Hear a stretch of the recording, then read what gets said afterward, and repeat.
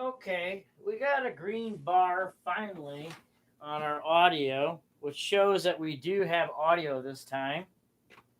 And I want to tell you that our stream messed up for it just kept on lagging, so that was kind of not so fun.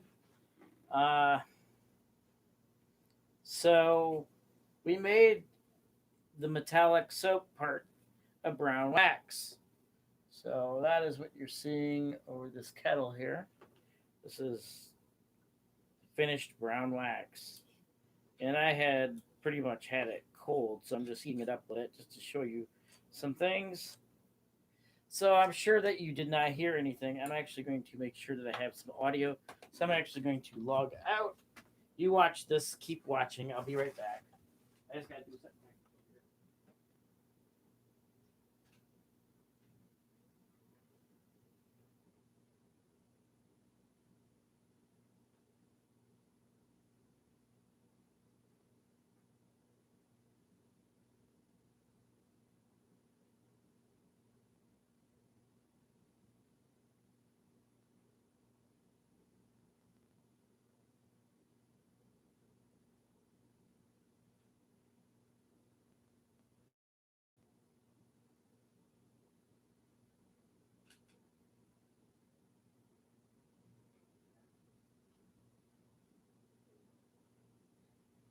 Okay.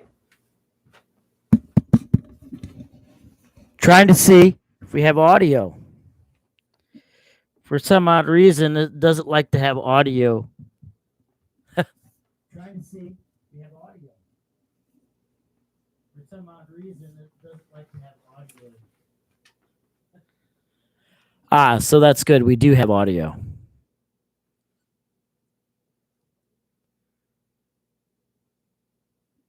So that's good. We do have audio.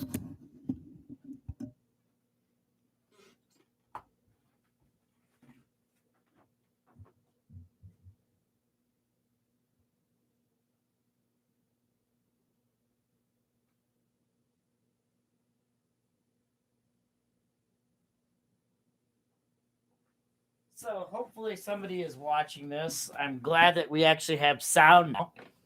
I'm using a producer USB made by M Audio, and for some odd reason, it likes to get unhooked. So I'm going to give you a recap of what we have done. You can go back on this channel to see basically how it was done, but this is the formula here, which we have 1,173.92 grams of stearic acid or octadecanoic acid, which is a fatty acid. We have caustic soda, which is known as lye or NaOH. We have 91.52 grams and 5.72%. So we have 73.37%, 5.52. Excuse me. But aluminum, 7.52 grams or 0.47%. And we will be putting beeswax in, but we don't do that today. So we'll have another day where we put the probably hopefully tomorrow afternoon. I don't know. You never know what my schedule is, but this is the beeswax that we will be in there. I had like scraped it so it's clean and then weighed it, but that is now beeswax at one time was very, it still is in some places, very super expensive. So it makes a really good cylinder wax, not by itself. I mean, Berliner did use it to make Berliner records, and it was principally beeswax that they recorded on for that. And then it just exposed the zinc teeth. But for direct reproduction, beeswax, of course, is too soft. For making a master, it's okay. But if you ever listen to a Berliner record, there are really no S's or any high frequency response at all. It's very limited in the mid range, some bass. But so this is what we did today. To recap, this is our thermometer here. Uh, went through the paces. I added half of the stearic first, and I started the saponification process, which always takes about 2.5 hours roughly to make a batch of wax. The initial soap, that is. The whole wax, actually, you add another about 4 hours of work on it or more to make the wax itself. And it doesn't really matter how many pounds of wax you make, as long as you make a normal amount, it's about the same time. I mean, even 25 pounds is about 2 to 3 hours, just the same. It may take, of course, longer to heat it up initially to get it to the temperature you need, but it still processes about the same. So this is what's known as a metallic soap right here. So that is, you notice it's pretty. This is pretty light color, and this did get up to uh, 255 degrees, which is very hot. It's over 500 degrees, so it got up that high. Now I had let it cool down for a while because I had to reconnect my connection to the internet. So, so this is metallic soap, and some of the things that were missed in here. This is a really good batch. Is that several times it turned to just foam, and then you'd see the foam dissipate and it turns back to liquid. It's very important when you make cylinder wax that happens. That Let's go a little bit closer here. All right, over the batch. You can see it really clearly. This is what's known as brown wax. And brown wax is a metal soap.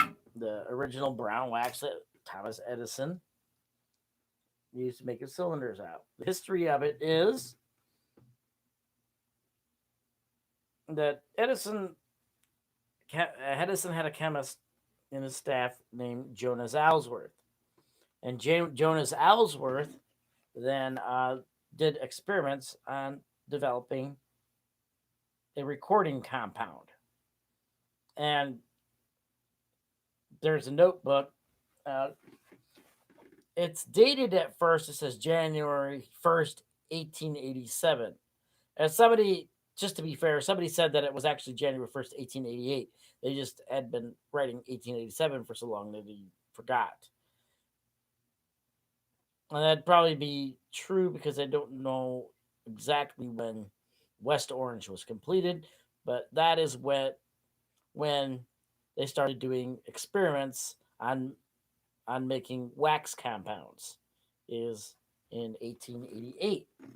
Now there are actually, in 1887 there is a machine made. It has the standard size mandrel that you find on Edison phonographs. Just seeing what our wax is at. I just wanted to get it above the congealing point a little bit to show you the liquid compound. I'm just looking at the temperature, see where we're at.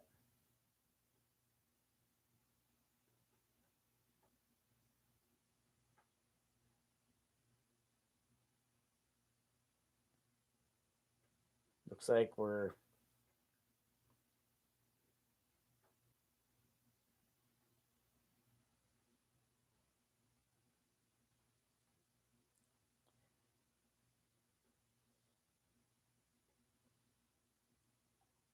actually wow. We're already at about 170. Well, it just keeps on climbing up there. 180. Just wanted to get it liquid a little bit for a while. You can see there's no bubbles or anything, and it went through all of our. So yeah, it's 183.2 degrees. And I'm going to shut it off. I just wanted to get it liquid just to kind of show you the liquid form of it. And now it will have to go solid again. But I just wanted to show you what temperature that was, and that this is what's known as brown wax. Now, brown wax can vary from white, like bright white, all the way to dark brown that's so dark it looks black. Even the same exact ingredients, exact amounts, same. It's how much oxygen wax basically oxidizes from the oxygen in the air, gets into it, and it changes the color. Just like anything, the more it's heated, anything that you heat and cool changes color. I can give you an example. Here is one of my cylinder records right here. So you see that this is more of a kind of a light brown color. And also, I'll tell you that this was sitting in a box, and light comes in from the east in the morning, and this part of the cylinder, no light got to. Okay. And if you notice on the top here, this little band, that's where the light got to it. So when light hits brown wax, it actually changes the color of the wax. And then you have also gradual absorption of oxygen, and that will actually oxidize the and change the color of the wax. Now, it doesn't hurt the wax at all; it just changes its color. That's the only thing it does. Sometimes waxes do get harder as they get older. A case in point is the Edison Amberol record. And I don't want to bring one of those in here because the heat from this would crack it. Uh, the strange thing about wax Amberol records is they have actually the least amount of aluminum. Brown wax records have the most amount of aluminum. Usually, more aluminum means a harder record, or you'd think. But actually, what more aluminum means is a more slippery record. That's all. Molded records have to have a lower melting point. They actually are molded, the wax is just a little bit above the congealing point when it goes into the mold.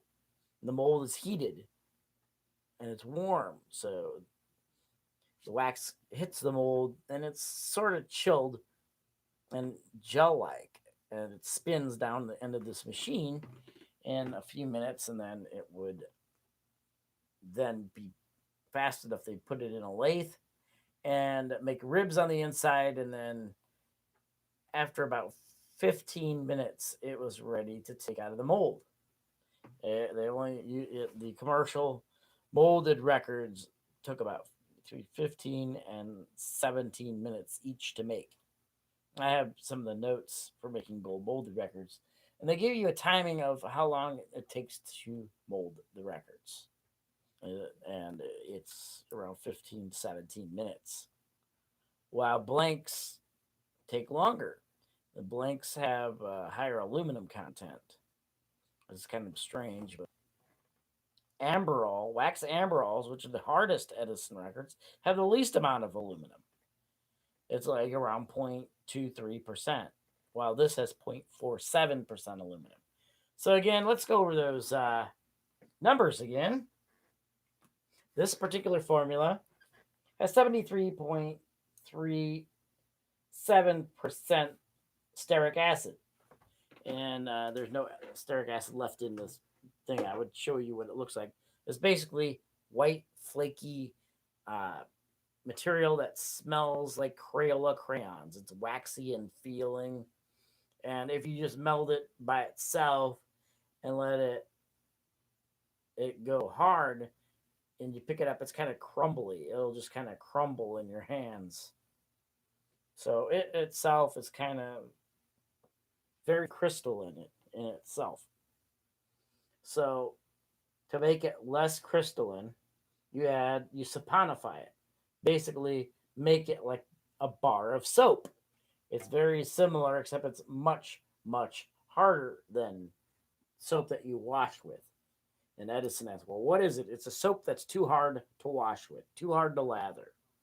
And it has wax in it to keep moisture out, and the wax helps it cut because this is just the soap portion here. This is aluminum sodium stearate, and it's a fairly hard material when it dries by itself. In fact, this is what it looks like when it's just dried by itself.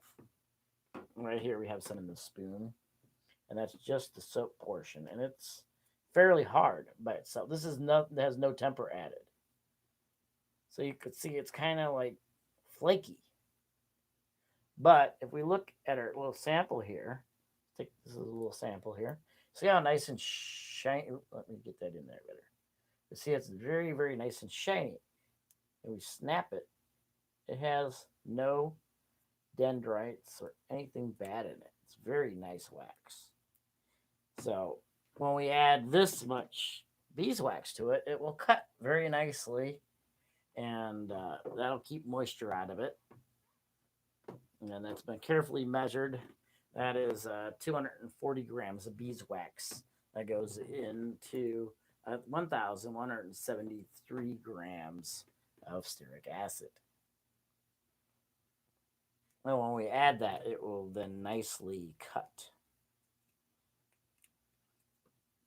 And then there's stuff called lye, which is saponifying. You add it in water and add it here, and it goes and bubbles and boils, and then that's called saponification, or which means to make soap, basically. And stear, or stearic acid, means tallow, because this is basically bovine fat. That's what it is. It's bovine fat. So you have a tallow, you saponify it, like you're making soap. But instead of just soap, most soap is just lye, water, and stearic acid. Which, you have coconut oil, or you have beef fat, and that is what regular soap is. Castile soap has coconut oil. It's pretty much made with saponified coconut oil, and that's called Castile soap. And I use that for my showering. I use Castile soap. Uh, Specifically, this one brand that's from like originally from the 1830s. And it's my favorite soap. It works good. It makes your skin nice and soft, and it really lathers good. It almost lathers like shaving cream. So that's, to me, very good stuff to take a shower with. It makes you nice and clean. So this is not that kind of soap though, because it has aluminum in it. And it's not a lot of aluminum. As I said, it's 0.47%. So you got 1,173.92 grams of stearic acid, but there is only 7.52 grams of aluminum, which is 0.47%, not 47%, but basically 0.4% and 0.07% of aluminum in the compound. And it's actually quite a bit. You can't hear the audio in the previous video I made, but of making the lye solution, or the other one. For some odd reason, the audio just disappeared, and it's pretty disgusting. So I hope this time I actually have audio. And that gives you an explanation of what we did. You raise the temperature up. Yeah, and I had this about 170 degrees centigrade. That's when I add my milliliters, which I use the beaker here, and I did mostly 60 milliliter splashes. Then at the end, I did 20 milliliter splashes, and that's how this went until it was all gone. You make 16 ounces of the solution. You use 16 ounces of water. And as I said, you got 0.47% aluminum in it. And that should come out really nice. And beeswax is more pure than saracen or paraffin or any of that. So it should cut and make a really quiet record.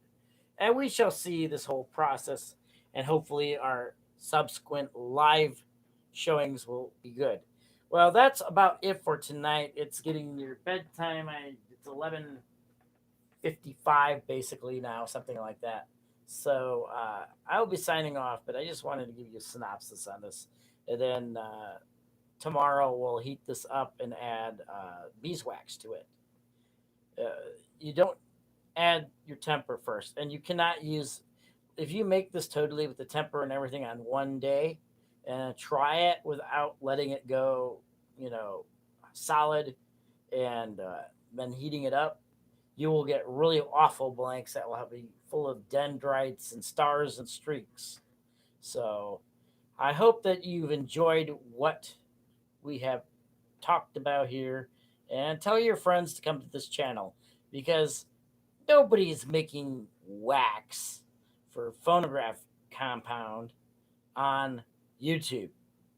I mean, as far as I know, on YouTube, there's only two of us who's actually shown how the wax is made, and that's myself and Chuck Richards. Chuck Richards has very brief videos of it. Well, I have several videos on this channel, so you can go back and see kind of how this all goes together. You need to tell your friends about this. Uh, I know that there are experts that, so-called experts, that try to debunk because they are liberals, and it's like behooves them that some conservative came up with a formula very close to Thomas Edison's, especially without stars and streaks. So they go and try to discredit what I've done. But it's interesting that there's a chemist at the Library of Congress who's actually confirmed all this work. It shows the same percentages and everything that I use, and he had to do it because they were checking to see why cylinders were cracking, really historical cylinders. They found it had to do with the rate of shrinkage and expansion because these wax cylinders, this compound, is capable of getting big and small, several thousandths of an inch from like 50, 100 degrees. Uh, it gets smaller and larger. In fact, I've seen on a mandrel from day to day a change on the left side of a 16th or a 32nd of an inch, to be honest with you. I've seen that much of a change uh, where its position is on it. You could do that too by writing down different temp. I know most people's houses are pretty constant, but let's say you took a measurement of where a particular cylinder was on your mandrel in like January, and then took another measurement in like July without air conditioning on, and you'd find that they move quite a bit from January to July where they are on the mandrel. In the winter, of course, they'll be more towards the right. In the summer, they'll go more towards the left. And they found that if you take a cylinder and have it in cold, they, I guess, store them in a cold storage room, and then they bring them out into the atmosphere. That is such a temperature shock to the compound that it will basically fracture because the molecules themselves can't stand the shock of changing that much, but they expand and contract that much. So that's how the cylinders get cracked. That's basically what this chemist research proved, and also proved he had to duplicate the formula to check these variables, with different testing of like depth check or a pin depth check and things like that to make sure the hardness was correct and how the wax behaved and everything. And they pretty much confirmed what I did, and it made some of the astute and stodgy collectors pretty angry. And this can be seen on the Talking Machine forum. And in fact, they banned me from there because they admitted on the Talking Machine forum that it was particularly for socialist and communist phonograph collectors. That they really don't like conservative, pro-American people on their forum. And I know I'm get some thumbs down from that, but we'll notice that these people hide and not say who they are. But you know, I had these two Jerrys. Uh, that one of them is kind of always used to have a booth in Union, a couple usually right next to Ron Sitko's booth, and him, and then this other Jerry who like goes across the um, from the West Coast to Union. He used to pick up machines. They both tried to say that I was at the January 6th insurrection, and they called the FBI, and that's false. That's a false report because I was at work and that was confirmed, and I guess they were tipped off about it and at work, and they're like, no, he was here the whole time. So I don't know if they got in trouble because that whole thread shortly after this was found out just disappeared on the Talking Machine forum. So I will talk to you guys later and have a great day. Thank you.